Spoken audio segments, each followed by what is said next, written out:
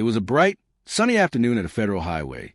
Two white male officers stops an 18-year-old black honors student driving a white Lamborghini Urus, claiming his car looks too nice to be his.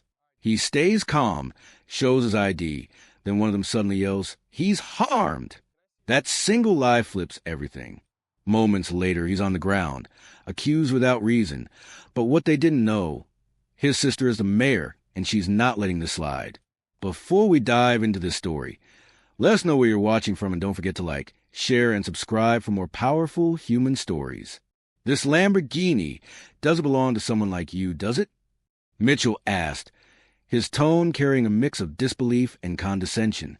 "It's mine," Marcus replied evenly. "I've worked for it. I earned it." Daniel scoffed, his eyes narrowing. "You expect us to believe that? Someone your age driving a car like this? Maybe your family's rich. Maybe someone important." Marcus's jaw tightened, though his expression remained controlled. What the officers didn't know was that he wasn't just any student. His sister, Mayor Evelyn Hart, ran the city, and she had zero tolerance for abuse of power. Daniels leaned closer, his face inches from Marcus, the heat of the sun reflecting off his polished badge. "Step out of the car," he barked. "We're not buying this story." "Am I being detained? For what reason?" Marcus asked, his voice calm but firm. Mitchell's posture stiffened, a scowl forming on his face. "You're suspected of fraud or theft. That's why." Marcus swallowed. "Suspicion doesn't justify force. Please clarify the exact reason for my detention." Danielle's eyes flashed with irritation. "Don't get smart with us. You think a nice car excuses everything? Not here. Not today." The highway buzzed with activity. Other drivers slowing down, curious, some even recording on their phones. The tension between the young student and the two officers was palpable. Marcus remained composed, each second a testament to years of facing challenges calmly and logically. Then, in a sudden, shocking escalation, Daniel shouted, "He touched me." The lie landed like a hammer. Marcus froze, hand still visible on the wheel. "I didn't touch you," he said calmly, though his pulse quickened. Mitchell's eyes darkened with assumed justification. "Get him out of the car. Now." With deliberate care, Marcus stepped out of the Urus, raising his hands. His composure remained unbroken. Even as Daniels and Mitchell forced him to the hood of the car, their grip rough, their judgment clouded by bias. Witnesses on the highway began to gather, phones out, recording the confrontation. What the officers didn't know was that this moment had crossed a line. They had no idea that the young man in front of them had the support of the city's highest office. Marcus's sister, Mayor Evelyn Hart, would hear about this immediately. And when she did, justice would be swift, public, and unforgiving. The stage was set. Two officers blinded by prejudice, a student standing calmly yet resolutely in front of them, and a system about to be confronted with the truth. The sun beat down on the scene. The highway hum now mingled with the sound of escalating tension, a city about to witness a dramatic clash of power, privilege, and justice. Marcus's hands stayed where the officers could see them, calm and steady, as Daniels and Mitchell kept pressing him against the hood of the Lamborghini Urus. The lie hung in the air like smoke, curling and suffocating. A few drivers slowed to watch, some rolling down their windows to record the unfolding spectacle. "Do you understand why this is serious?" Daniels barked, his face red with anger. "Do you understand what you've just done?" "I don't," Marcus replied evenly. "Because I didn't do anything. There's no justification for this treatment." His voice remained calm, but there was an underlying steel that hinted he wasn't just any student. Mitchell scoffed, shoving Marcus slightly harder. "You're lucky we haven't called this in as a crime report yet.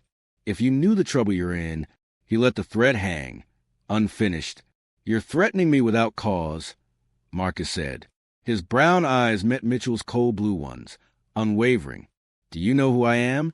Daniels laughed, a harsh, bitter sound. "Kid, you're just some honor student. That car doesn't make you anyone. Don't think intimidation works on us." Marcus exhaled slowly, letting a pause stretch between them. He wanted them to see that he was calm, collected, in control. And beneath that calm was the knowledge that they had just underestimated him gravely. A bystander, a man in a construction vest, finally spoke up, voice trembling but firm. "Officers, maybe you should check the ID again. I saw him hand it over. He's clean. He didn't touch anyone." Danielle's eyes flicked a man, then back to Marcus. "Shut up. This doesn't concern you." But Mitchell hesitated for a moment, a faint flicker of doubt crossing his features. It was brief, immediately smothered by Danielle's glare. "Step aside," Daniels barked. Marcus felt the tension tighten around him like a vice. Every instinct screamed to remain calm, to not give them an excuse. But at the same time, he knew this confrontation could escalate dangerously fast. "You're aware of your rights, yes?" Marcus said quietly, more to himself than to them, yet loud enough for the officers to hear. "I am not resisting.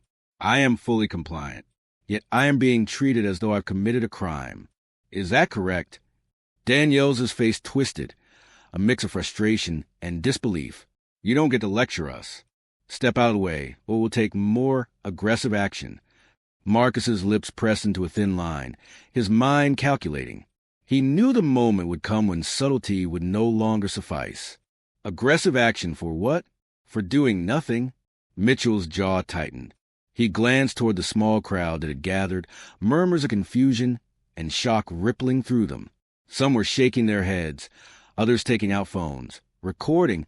The officers were suddenly aware they were being watched, but the arrogance that had fueled them moments ago still lingered. Daniels leaned closer to Marcus, face inches from his. "You're lucky we haven't tested your story yet. You think your little family connection matters." Marcus's gaze sharpened, a calm, controlled intensity. "It does.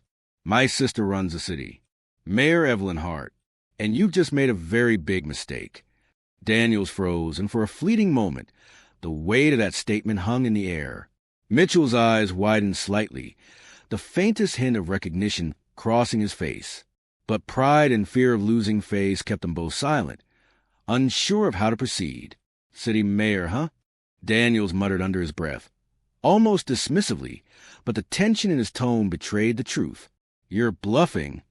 "I am not," Marcus said quietly, his voice cutting through the murmurs of the crowd. "You've just crossed a line. Every action you've taken here is on record. Every word, every movement. My sister will know, and she will not let this stand." The crowd began to stir more, whispers turning into louder murmurs. Some people stepped closer, phones aimed at the officers, faces curious and tense. The power dynamic was subtly shifting. The young student who had seemed so ordinary minutes ago was now standing as an embodiment of authority, even if the officers didn't yet fully grasp it. Daniel swallowed hard, trying to mask the fear. This changes nothing. You're still under suspicion until verified." Marcus's calm demeanor never wavered. "You think this is about suspicion? No, this is about accountability. Every action you take from here is observed by the city, by witnesses, by law. My sister will see everything." Mitchell opened his mouth to speak, but Daniels cut him off with a sharp look. Both men now seemed caught between continuing the confrontation or realizing the magnitude of the situation. Their earlier confidence, their assumed power, had begun to crumble under Marcus's quiet authority. Marcus slowly raised his hands, not in surrender, but to emphasize his composure. "You can check my ID, you can check the car registration, but any further aggression, any false claim, and you'll be held accountable. This is not a threat, it is a fact." A long silence followed. The officers exchanged glances, the heat of the sun beating down on the tense tableau. Bystanders recorded quietly, some whispering, some shaking their heads. And above it all, the Lamborghini Urus gleamed, a symbol not of arrogance, but of achievement earned and rights preserved. Daniels finally backed off, muttering, "We'll verify everything." His tone was uneasy, defensive, a far cry from the earlier arrogance. Mitchell nodded silently, his eyes darting to the crowd, realizing that their behavior was now being documented and judged. Marcus exhaled, lowering his hands, his face calm but his mind alert. The confrontation had not ended, but he had shifted the balance. He had done nothing wrong, yet he had subtly reminded the officers, and the world watching, that power is not always what it seems, and justice is never absent when you refuse to be intimidated. And somewhere in the city hall, Mayor Evelyn Hart would soon be made aware of the incident. She had no tolerance for misuse of authority, and when she acted, the consequences would ripple far beyond a single highway confrontation. The scene settled into an uneasy calm, the sun beating down on asphalt, the hum of distant traffic mingling with murmurs of witnesses, and the quiet knowledge that the real story was only beginning. By late afternoon, Marcus had returned home, parking the Lamborghini Urus in his driveway with precision. The sun glinted off the polished body of the car, and for a moment, the world felt still. But inside, his mind raced, replaying every second of the encounter on the federal highway. Every shove, every accusation.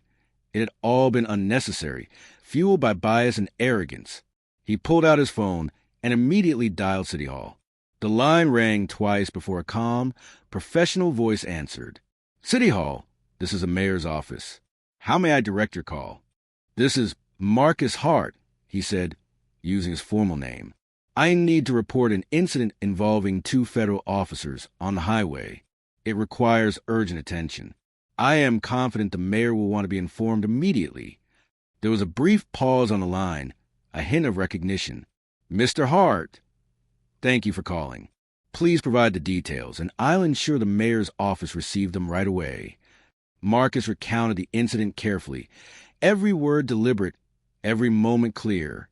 From the moment the officers had stopped him, to the false claim, to their intimidation tactics, the story was concise, yet filled with tension. He emphasized the compliance, his calm demeanor, and the witnesses who had seen the events unfold. After ending the call, he leaned against a Lamborghini, exhaling slowly. He wasn't just reporting a minor traffic stop.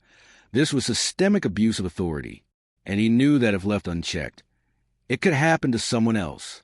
Meanwhile, at a small city cafe not far from City Hall, Evelyn Hart, the mayor, reviewed her schedule when her assistant whispered urgently, "Mayor, we have an incident report that just came in. It's regarding your brother." Evelyn's brow furrowed. She set down her coffee, eyes narrowing with focus. "My brother? What happened?" "He was stopped by 2 federal officers on the highway," the assistant explained, handing over a printed report. "There's a complaint about misconduct. They accuse him of inappropriate behavior, but he claims he did nothing wrong." Witnesses corroborate his story. Evelyn's jaw tightened, a mix of concern and anger flashing across her face. "Set up a meeting immediately. I need to know every detail before this escalates further, and ensure the officer's conduct is documented. It's critical we approach this with accuracy and authority." Back on the highway, the officers, Daniels and Mitchell, sat in their patrol car, still shaken from the encounter.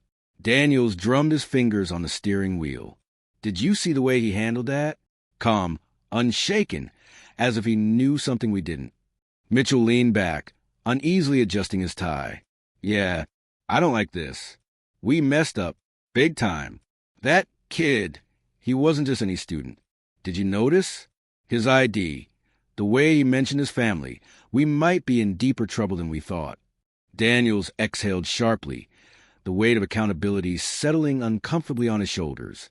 "We need to file a full report, explain everything. But still, I don't like the fact he knows a mayor. That's political fire we can't control."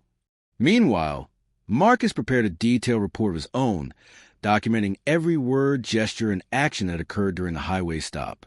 Every witness statement, every minor detail, was meticulously logged. He knew the power of documentation, the ability to hold the system accountable when bias tried to override reason. By evening, he sent the report directly to Mayor Evelyn Hart's office. Within minutes, it was reviewed, annotated, and flagged for immediate attention. Evelyn herself sent a brief message back. Received. "I will handle this personally. Do not let this intimidate you. Justice will prevail." Marcus felt a strange mix of relief and anticipation. Relief that his sister would intervene, and anticipation for the moment the officers would realize the weight of the situation. The calm he had maintained on the highway was now reinforced by the authority backing him. That night, as the city lights flickered on across the skyline, the story began spreading quietly among local news reporters and online communities. a young honors student, falsely accused on a federal highway, whose sister just happened to run the city. Suddenly, everyone wanted to know more. And somewhere in the shadows, Daniels and Mitchell both realized they had underestimated the Hart family, and that the arrogance that had fueled them for so long could now cost them everything. As the sun set over the city, casting long shadows across streets and highways, one thing was clear. This was no longer just a personal confrontation. It was about accountability, power, and justice. And Marcus Hart, calm and collected, was at the center of it all. The following morning, the city was alive with its usual hum. But inside City Hall, tension crackled like electricity. Mayor Evelyn Hart strode down the polished corridors, her heels clicking decisively against the marble floors. Her assistant trailed behind, carrying folders, reports, and statements from witnesses that Marcus had compiled. Every detail, every statement, every witness contact. Evelyn said firmly, "I want a complete picture before we approach the federal office. This isn't just about my brother. It's about setting a precedent. Officers can't act above the law." In the federal office, Daniels and Mitchell arrived promptly for their routine morning briefing. Neither slept well. Both had a gnawing sense of dread. Daniels muttered under his breath, "If the mayor's involved, we're walking into a hornet's nest. She's not the type to overlook misconduct." Mitchell tapped his badge nervously. "I know, but what do we say? He's just a kid, technically 18. We followed protocol." Daniels shook his head sharply. "Protocol doesn't protect lies, Mitchell. That's what we did wrong yesterday. Now, it's not just protocol. It's politics, reputation, and our careers." Back at City Hall, Evelyn convened a private meeting in her office. Marcus sat across from her, hands folded, calm and collected as always. "I don't want you to get dragged into this more than you already are," she began. "But I also can't let this go unnoticed. Not one citizen deserves to be treated this way." Marcus nodded, his face steady. "I stayed calm, followed instructions, and documented everything. I just need the system to work as it should. I'm not asking for favors, just fairness." Evelyn's green eyes softened momentarily, but there was steel behind her gaze. "Fairness will be delivered. I've already drafted a formal complaint to the federal office. You've got witnesses, documentation, and a clear account. That's enough to start the process. I will also personally attend the meeting with the officers." Meanwhile, Daniels and Mitchell were escorted into a large, neutral conference room at the federal office. The room smelled faintly of coffee and polished wood. Papers were shuffled, and the officers looked up as a familiar face walked in. Evelyn Hart, the mayor of the city. "Good morning, gentlemen," she said, her voice calm but commanding. "I'm here to discuss an incident that occurred yesterday involving my brother, Marcus Hart. You may want to sit down." The officers froze. Daniel's mouth went dry, and Mitchell shifted uncomfortably. "Mayor Hart, we didn't realize," Daniels began, but Evelyn cut him off. "I'm sure you didn't," she said sharply. "But that doesn't change what happened. My brother was stopped on a federal highway, falsely accused of misconduct and humiliated, all without cause. Witnesses corroborate his story, and we have documentation of the entire encounter." Daniels swallowed hard, trying to find a response. "It wasn't intentional, ma'am. You were acting above your authority," Evelyn interrupted. "That is exactly what this is. Abuse of power, misjudgment, and bias." Mitchell stammered. We just assumed." "You assumed based on what?" Evelyn's gaze was icy now, her words cutting. "His age? His skin color? The car he drives? That is prejudice. That is abuse. And it will not stand." A tense silence filled the room. Evelyn's presence was magnetic. Every word she spoke carried weight, commanding attention. Marcus, still seated, observed quietly, calm, collected, like a storm waiting to be unleashed. The officers glanced at each other, panic evident.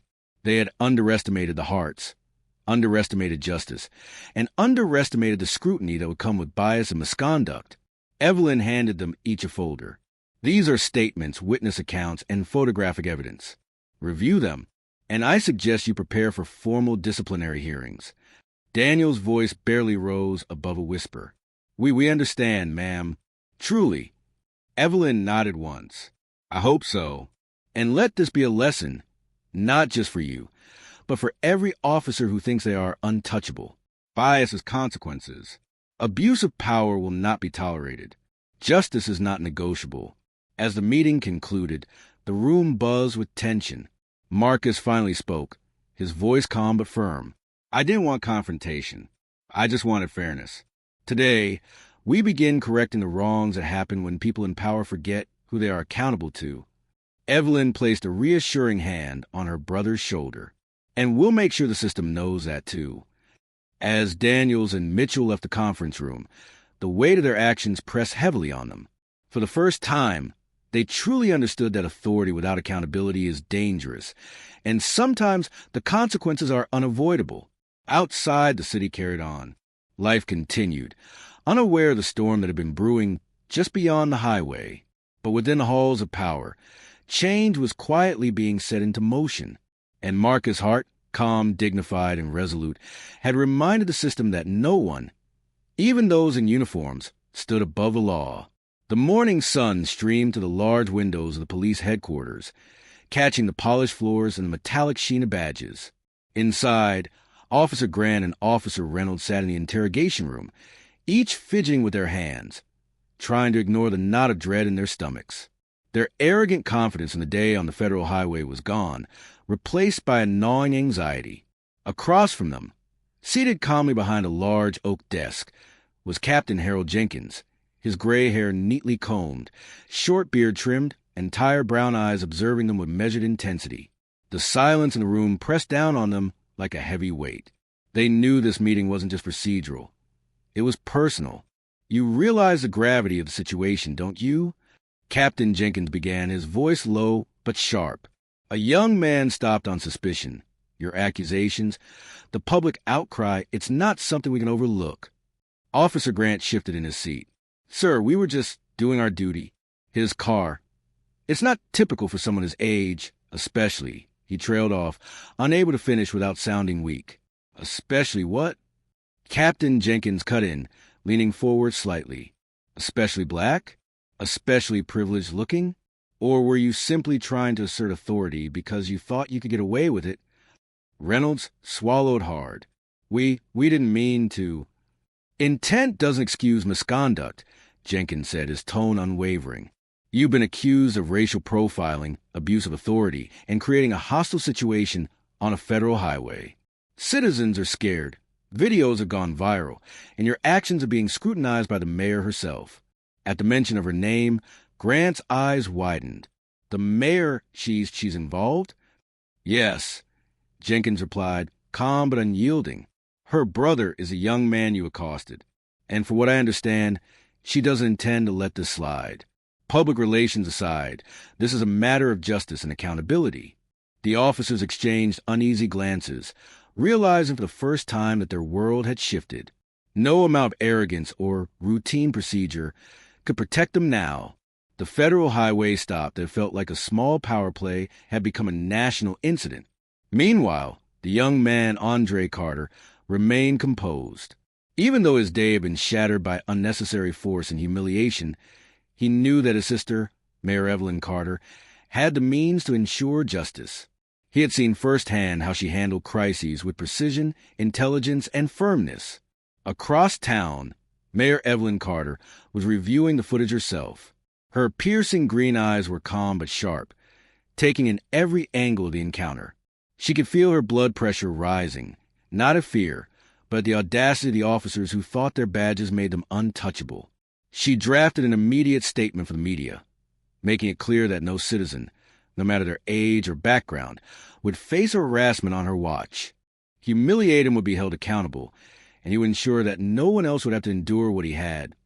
Back at headquarters, the officers tried to justify themselves, fumbling through excuses, but every word they spoke seemed to deepen the hole they were in. Captain Jenkins didn't interrupt. They were digging their own graves. Later that day, a press conference was scheduled. Cameras lined the steps outside City Hall, journalists whispering and shuffling papers, the hum of drones capturing every angle. Mayor Carter stepped up to the podium, her presence commanding, her aura radiating authority. The crowd fell silent. My office has reviewed the events that took place on our federal highway yesterday evening, she began. Let me be very clear. Harassment, profiling, and abuse of authority are unacceptable in our city at any level of law enforcement. I am personally ensuring that a thorough investigation is underway, and the officers involved will be held accountable for their actions. The journalist erupted with questions, but she raised a hand to pause them. We are committed to transparency, fairness, and justice. No one should fear the very people sworn to protect them. And in this city, no one is above the law, not even those who think a badge grants them immunity. Inside the room, Andre watched the live coverage. His calm demeanor never faltered, but his heart swelled with a quiet vindication. The world was finally seeing the truth, and those who had wronged him were about to face consequences far beyond what they had imagined. Captain Jenkins later approached the officers, his gaze stern. "This is your final warning," he said. "Suspensions are imminent, and the internal affairs investigation will determine if your careers continue. Think carefully about every action you take from now on, because nothing in your past will protect you from the scrutiny that is coming." Officer Grant leaned back, pale and speechless, while Reynolds nodded weakly, the weight of their mistakes crashing down like a tidal wave. They had underestimated one thing: the power of justice and the reach of those who wield it wisely. The city streets were alive with whispers and murmurs. Word spread fast. The videos from the highway stop had gone viral, showing the young black student calmly asserting his rights, juxtaposed against the officer's aggressive, unjustified actions. Social media exploded with outrage, hashtags trending nationwide, demanding accountability. Inside her office, Mayor Evelyn Carter studied every frame of the footage again, her green eyes sharp and calculating. She wasn't just preparing a press release. She was preparing a strategy. She knew that the officers, Grant and Reynolds, would try to justify themselves, spin the narrative, or even attempt to suppress evidence. And she also knew that a city watched closely. This wasn't just about her brother anymore. It was about the principle of justice and setting a precedent. Meanwhile, Andre Carter sat quietly in his room, the events of the day running through his mind. The humiliation, the fear, the sense of injustice. It all lingered, but he kept his composure. Years of being careful, measured, and educated had prepared him for this exact moment. He knew the power of patience, and he had the ultimate advantage: a sister who ran the city and who would not tolerate corruption or abuse. At the precinct, officers Grant and Reynolds were under intense scrutiny. Their colleagues whispered behind their backs, some expressing disbelief at how far their actions had gone. The officers' once solid confidence was unraveling. Each internal memo, each press release, and every email from Internal Affairs reminded them they were no longer untouchable. Captain Harold Jenkins called them into his office for another stern discussion. "This isn't a drill," he said. "Your actions have put the entire department under a microscope. People are watching. The mayor is watching. Your careers are hanging by a thread. And let me remind you, evidence doesn't lie." Grant rubbed his face, sweat glistening on his brow. "Captain, we were following procedure." "We didn't." "Procedure?" Jenkins' voice cut like a knife. "Your procedure does not include harassment, racial profiling, and false accusations. That is not procedure. That is abuse of power, and it will be treated as such." Reynolds lowered his head, the weight of shame pressing down on him. He had always thought his authority came from his badge and years of service, but he had underestimated the reach of truth, accountability, and civic power. Meanwhile, at City Hall, the press conference had ended, but the coverage was continuous. News stations replayed the videos, analysts discussing the broader implications for law enforcement, civil rights, and systemic accountability. Interviews were conducted with Andre's classmates, neighbors, and even local activists, all praising his calm demeanor and integrity under pressure. Evelyn Carter, seated in her office with her advisors, mapped out the next steps. Internal affairs investigations would move swiftly, disciplinary actions would be thorough, and reforms would be proposed to prevent future abuse. Every decision was deliberate, every statement calculated to ensure justice and transparency. Andre's phone buzzed, messages of support from friends and family, all encouraging him to stay strong and keep composed. He responded with the calm, measured tone that had become his trademark. He knew that any misstep now could be twisted against him, and he was determined not to give his oppressors any leverage. At the precinct, Grant and Reynolds were summoned to a video review room. Surveillance footage on the highway was being analyzed frame by frame, capturing every detail of their misconduct. The realization hit them like a thunderclap. There was no escaping evidence. Every lie, every action, every unjust accusation was documented. "This is it," Reynolds muttered under his breath, his voice trembling. "We're done for." Grant's face was pale. I didn't think she'd actually." He stopped, unable to finish the thought. "Yes, she did," Jenkins said, entering the room. "And this isn't just about your careers anymore. This is about public trust, and you've compromised it. Consider every word you say from now on very carefully." Outside, the city continued to buzz. Citizens gathered in small groups, watching news coverage, discussing the viral footage, and expressing both outrage and hope. The story had transcended a single incident. It had become a symbol of accountability, of power checked by integrity. Andre stepped out onto his balcony, looking over the city skyline. The sun had set, painting the buildings in shades of gold and orange. He breathed deeply, letting the cool evening air calm him. This was not the end. It was the beginning, the system that had tried to. And in the quiet of City Hall, Evelyn Carter prepared for the next day. Meetings, interviews, strategy sessions. She knew that the officers would push back, their lawyers would try to defend them, and the media would dissect every statement. But she was ready. The city, her brother, and the principle of justice depended on her vigilance. The following morning, the City Hall press room was a whirlwind. Cameras clicked, reporters murmured, and live streams buzzed with anticipation. Evelyn Carter, poised and commanding in a tailored navy blazer, stepped up to the podium. Her piercing green eyes scanned the crowd, a calm storm ready to break. "Good morning," she began, her voice steady, carrying authority. "We are here to address a serious matter that affects not only my family, but the integrity of the city and its law enforcement." Cameras zoomed in as her words rippled across the microphones. "An incident occurred yesterday on the federal highway involving one of my constituents, my brother, who was subjected to unjust harassment by officers of this department." A ripple of whispers moved through the press. Questions fired rapidly, cameras capturing every micro-expression. Evelyn held her composure. "Let me be clear," she continued. "There is no justification for racial profiling, intimidation, or false accusations. The officers involved, Grant and Reynolds, will face full investigation and disciplinary action. The city will ensure transparency, accountability, and reform." Back at the precinct, Grant paced nervously. His tie was crooked, his hands clammy. Reynolds sat slumped at his desk, scrolling through the social media backlash that had erupted overnight. Clips of the traffic stop, side by side with Andre's composed demeanor, were circulating worldwide. The officers were no longer protected by ignorance or authority. They were exposed. "We need a strategy," Grant muttered, finally breaking the silence. "We can't let this ruin us completely. Maybe there's something we can do." Reynolds cut him off sharply. "Do? What do you mean, do? The video doesn't lie. The press doesn't lie. And the mayor isn't some ordinary politician. This isn't just about defending ourselves. It's about damage control that may not even work." Captain Harold Jenkins entered, his face unreadable but tension radiating.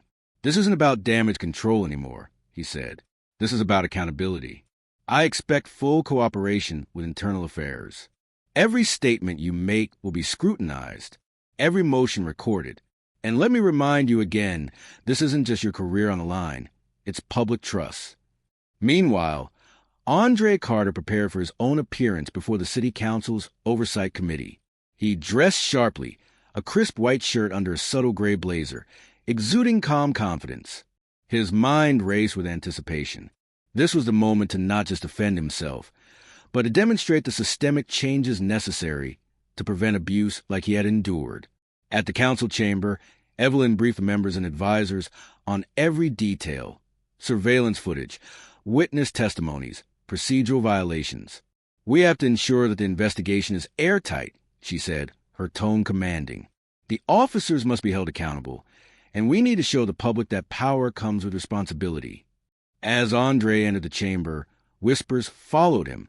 Some council members were visibly impressed by his calm demeanor, the clarity in his eyes, and the intelligence in his posture. He approached the podium, taking a deep breath before speaking. "Good morning, everyone," he began. "Yesterday, I experienced something that should never happen to anyone in this city, or any city. Harassment based solely on assumptions about my appearance, my vehicle, and my race. 2 officers, Grant and Reynolds, acted on bias, not facts. I am here not to seek revenge, but to ensure accountability and to advocate for reform." Questions came quickly. Some were pointed, others probing. "How did you react in the moment?" one council member asked. "I remained calm," Andre replied. "I knew that escalating the situation could have put me in more danger.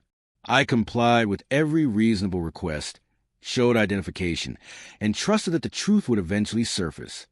Council members exchanged glances, impressed by his composure.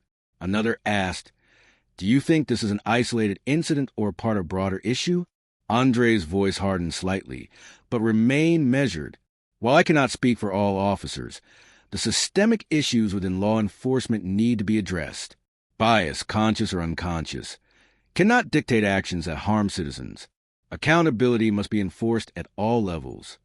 Back at the precinct, Grant and Reynolds received notice that they were to attend an official hearing before Internal Affairs. Their desperation grew as they realized that evasion was no longer an option. Every misstep, every false claim, every attempt at intimidation would be reviewed in front of investigators and public records. Evelyn, meanwhile, coordinated with legal teams and city officials. She meticulously reviewed every law, every precedent, every procedural nuance. She knew that this was more than a personal matter. It was a city-wide message.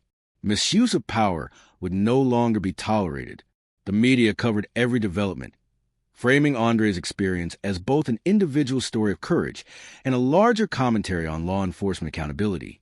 Opinion pieces discussed systemic bias, citizen rights, and the power dynamics at play. Evelyn's name appeared repeatedly as a symbol of decisive, unwavering leadership. Andre spent the evening reflecting quietly. The sun dipped below the horizon, casting long shadows across his apartment. He knew the coming days would be intense, filled with hearings, interviews, and public scrutiny. But he also knew he had the unwavering support of his sister and the strength of his own composure. And somewhere, Grant and Reynolds grappled with a harsh reality. They could no longer hide behind badges or assumptions. The truth was out, and it would not be ignored. The next morning, the Internal Affairs hearing room was tense, sterile, and cold. The walls, painted a muted gray, seemed to echo every whispered doubt and anxious murmur. Grant and Reynolds sat side by side, their uniforms pressed but their faces pale, betraying the weight of the storm that descended on them. Across from them, the panel of investigators exuded authority, their expressions unreadable, their pens poised to document every inconsistency. Andre entered quietly, his posture calm yet commanding. He wore a simple yet sharp ensemble, a white shirt with a slim gray blazer that reflected confidence without arrogance. His eyes, steady and clear, met each officer's briefly, a silent declaration that had endured their harassment and was now a voice of authority in his own right. The head investigator, a sharp-eyed woman named Carla Jennings, addressed the room. "Officers Grant and Reynolds, you are here to account for the incident that occurred on the federal highway yesterday. Please state your version of events." Grant swallowed hard, his hands trembling slightly. We were conducting a routine traffic stop," he began, trying to maintain a semblance of control. "The driver, the vehicle, it seemed suspicious. Expensive car, unusual behavior. We followed procedure." Reynolds jumped in, his voice defensive. "Yes, we asked for ID, standard procedure. We didn't expect any, issues." Carla raised a hand. "Do you deny the allegations of racial profiling, intimidation, or making false claims against the driver?" The room fell silent. Andre shifted slightly, letting the weight of his presence fill the room without speaking yet. Grant hesitated, eyes darting nervously. I didn't think it was racially motivated," he stammered. We were just cautious. Cautious. That single word hung in the air like smoke, bitter and accusatory. Carla scribbled notes, then addressed Andre. "Mr. Carter, please describe your experience during the stop." Andre's voice was steady, almost chilling in its calm. "I was driving my Lamborghini Urus on the federal highway, obeying all traffic laws. Officers Grant and Reynolds pulled me over without cause. Despite my cooperation, they questioned my ownership of the vehicle, my identification, and my integrity. When I complied fully, one officer falsely accused me of inappropriate contact, a fabricated claim that escalated the harassment and humiliated me publicly." He paused, letting the gravity of his words sink in. "I am 18 years old, a student and a citizen. My race, my age, or the vehicle I drive should never have been grounds for suspicion. Their actions were unjustified, biased, and an abuse of power." The panel exchanged looks. Carla's pen scratched aggressively across her notepad. "Do you have evidence to support your claims?" Andre handed over his phone, showing clear video footage of the stop. His calm compliance contrasted with the officer's aggressive, unprofessional behavior. The counsel and investigators watched in silence, the clips leaving no room for doubt. Grant's jaw tightened. He could feel the walls closing in. Every blink of the camera, every expression on Andre's composed face was a mirror reflecting the truth he had tried to suppress. Reynolds sat rigid, glancing at the footage over and over, realizing that their version of events would crumble under scrutiny. Carla finally spoke, her voice cold and deliberate. "Officers, based on the evidence provided, your conduct is under serious question. You are to be suspended immediately pending a full review. Any attempt to contact the media or influence witnesses will be considered obstruction of justice." Grant's face paled, a mix of anger and fear flashing across his features. Reynolds muttered something under his breath, but quickly stopped when Andre's calm gaze met his. Andre didn't gloat. He remained composed, the quiet power in his presence undeniable. He had faced their harassment with dignity. And now the system, guided by oversight and truth, was beginning to respond. Outside the hearing room, reporters swarmed as news broke. Headlines flashed across screens. "Teen harassed by officers exposes abuse of power. Mayor's brother demands accountability." Social media exploded with outrage and support. The video of the stop circulating endlessly, drawing comments from across the globe. Back at City Hall, Evelyn Carter reviewed the unfolding events with her legal team. She leaned over the table, pointing at reports and notes. "This is what accountability looks like," she said, her voice unwavering. "We are not just protecting my brother. We are sending a message that no one is above the law and that abuses of power will not be tolerated." Andre watched the headlines, feeling a mix of relief and resolve. He knew this was just one step, one public acknowledgement, but the ripple effects would be far-reaching. People were paying attention now. Law enforcement officers, city officials, and citizens alike were witnessing what transparency and courage could accomplish. Meanwhile, Grant and Reynolds faced the stark reality of consequences they had never anticipated. Their careers, reputations, and authority were all under threat. What had started as a routine traffic stop had exploded into a city-wide scandal, one that would demand reflection, reform, and restitution. And in the quiet of his room that evening, Andre considered the journey that had brought him here, the patience, the composure, and the unwavering belief in truth. He knew that justice was not merely about punishment. It was about reshaping systems to prevent the same abuse from happening again. Evelyn, too, remained vigilant, coordinating city reforms and meetings, ensuring that officers across the department understood the stakes. "This isn't just about my brother," she reminded her team. "It's about every citizen who deserves fairness, dignity, and protection under the law." The city had watched. The officers had been confronted. The truth had prevailed. And in that victory, small but monumental, the foundation for lasting change had been laid.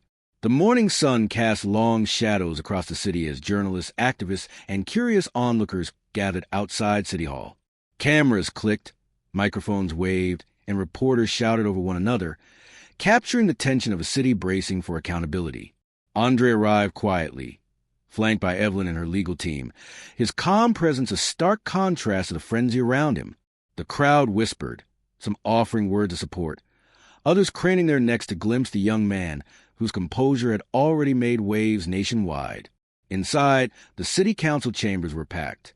Every seat was taken, every aisle lined with standing spectators. The room buzzed with anticipation as officials, journalists, and citizens waited to witness the formal hearings against Officers Grant and Reynolds. The atmosphere was electric, a mix of anxiety, anger, and hope. Evelyn stepped up to the podium, adjusting the microphone, her voice steady and authoritative. Today, we are here not just to review the actions of two officers, but to examine the very principles of justice, fairness, and accountability that our city stands for. She gestured subtly toward Andre, who nodded slightly, acknowledging the gravity of the moment. The hearing began with video evidence replayed on the large screens behind the council members. Every movement, every expression, every unjust accusation was laid bare. The murmurs in the room grew louder as viewers watched Officers Grant and Reynolds' bias and abuse unfold in real time. Some officers in the audience shifted uncomfortably. Others crossed their arms, unable to look away. Grant attempted to speak, his voice wavering. "We were following procedure," he began, but the room fell silent, the weight of evidence making each word hollow. Reynolds tried to interject, but Carla Jennings, the lead investigator, raised her hand, her gaze sharp. "The evidence is clear.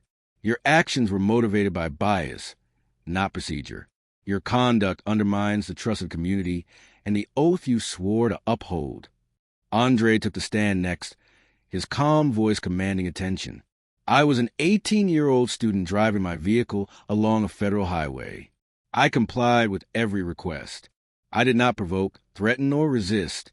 Yet I was humiliated, falsely accused, and treated as if my existence and rights were secondary to assumptions about my race and appearance." The room was silent, except for the faint hum of air conditioning. Every eye followed Andre's measured words, the power of truth holding sway. He didn't shout. He didn't plead. He simply spoke with clarity, conviction, and undeniable evidence behind him. The council members whispered among themselves before Carla continued. "Officers Grant and Reynolds, your suspension will be immediate and without pay pending further review. A thorough investigation into departmental conduct and training protocols will be conducted to ensure incidents like this do not recur. The city has zero tolerance for abuse of authority or racial profiling." The officers looked stricken, their arrogance crumbling under the weight of accountability. Their colleagues avoided eye contact, realizing the systemic implications of the case. Outside the chamber, news crews captured every moment, streaming it live, ensuring the public could witness the unfolding justice. Andre left the stand with a quiet dignity. Evelyn joined him, placing a hand on his shoulder. "You've made a difference," she said softly. "Not just for yourself, but for everyone who might have faced similar injustice." The council voted on reforms immediately after, approving new protocols for traffic stops, mandatory bias training, and a citizen oversight committee. The press released statements, praising the city's proactive approach and shining a light on the importance of transparency. In the following days, Andre's story dominated headlines and social media feeds. Citizens rallied behind him, sharing their own experiences and calling for continued reform.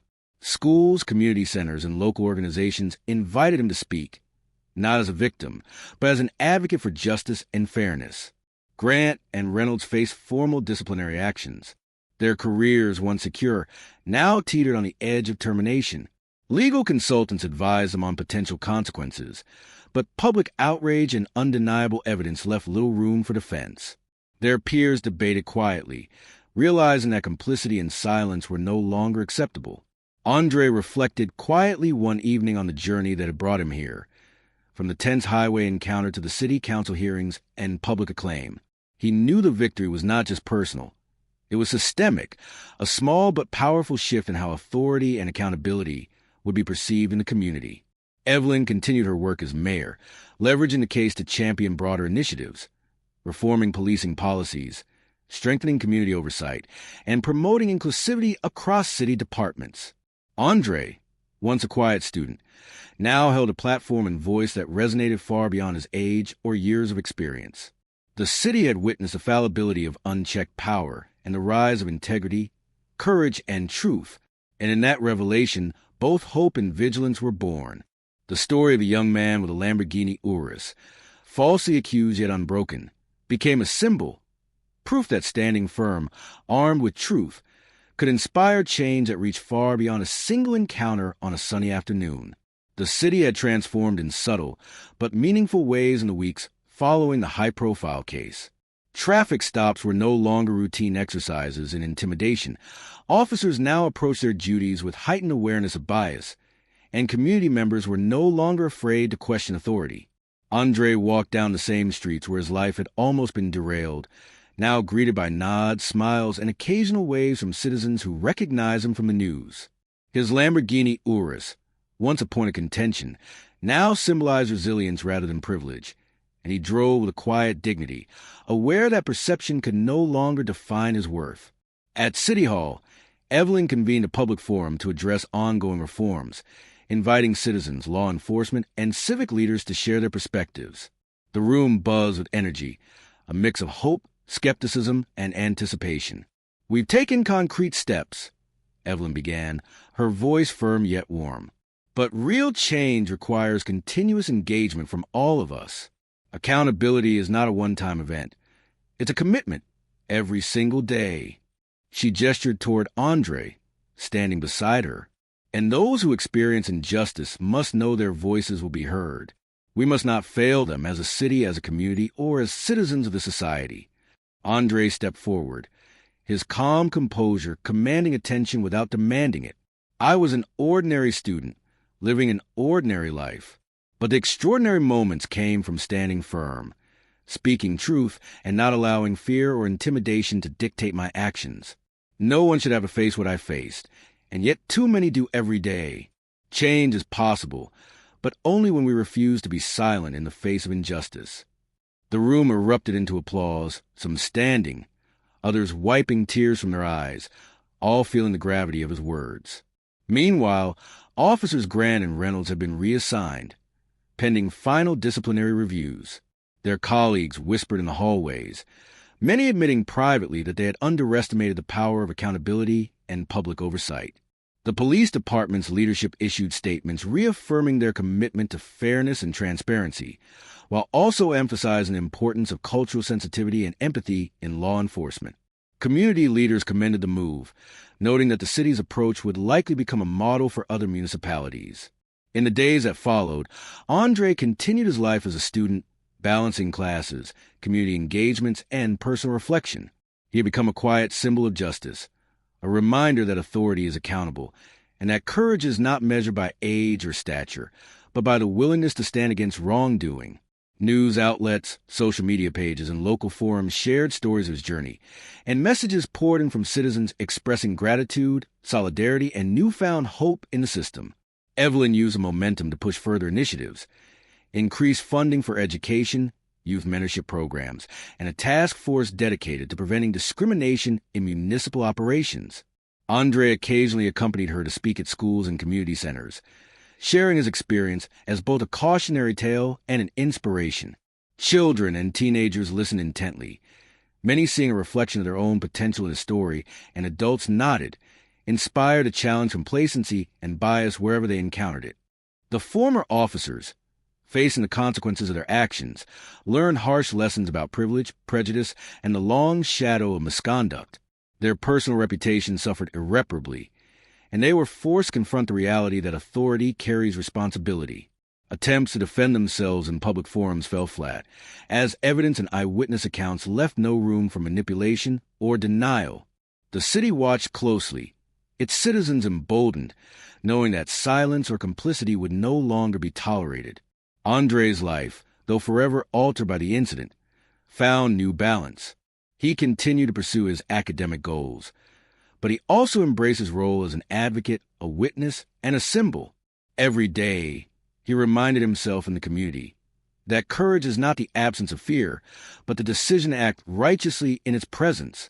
The Lamborghini Urus, once a flashpoint for prejudice, became a vehicle of change, carrying him not only to classes or meetings but to the hearts of those inspired by his resilience.